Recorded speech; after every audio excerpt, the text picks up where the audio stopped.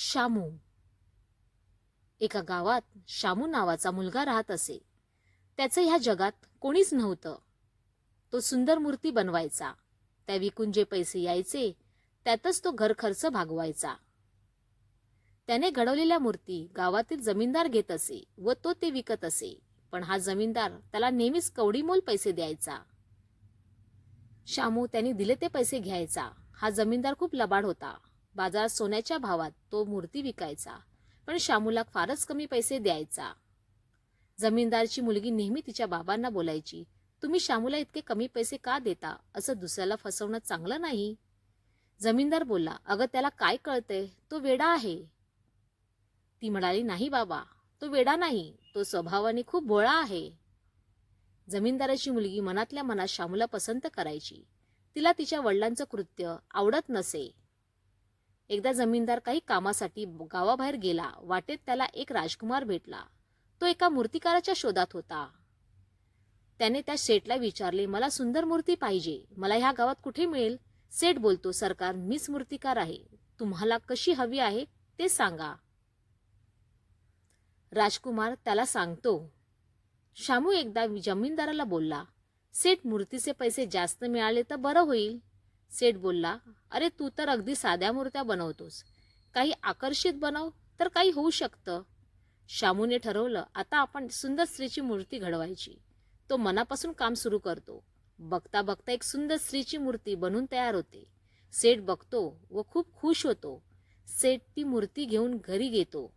हे बघून त्याची मुलगी बोलते, बाबा, त्याला फसवू नका, या मूर्तीची किंमत बाजारात खूप आहे, तुम्ही त्याला योग्य मोबदला द्या. सेठ बोलतो, अगं त्याला काय समजणार आहे, ही कितीला विकली? ह्या बापलेकीचं बोलणं त्यांच्या घराच्या खिडकीतून एक चोर ऐकतो. रात्रीच्या वेळी तो ती मूर्ती चोरून जंगलात पळून जातो. सकाळ झाल्यावर मूर्ती घरातून गायब असते. सेठ सकाळी बघतो तर काय, मूर्ती गायब. ते सर्वत्र शोधतात पण ती काहीच सापडत नाही. शेठच्या मनात शंका येते की ती मूर्ती शामूने चोरली असेल. जमीनदार गोंधळून जातो. तो शामूकडे जातो. मूर्ती कुठे आहे शामू? शामू म्हणतो, ती तर तुमच्याकडे आहे. जमीनदार बोलतो, तू ती चोरलीस. शामू बोलतो, नाही, मी ती नाही चोरली. जमीनदार बोलतो, शामू, मला ती मूर्ती आजच्या आज बनवून दे. शामू बोलतो, एका दिवसात कसं शक्य आहे?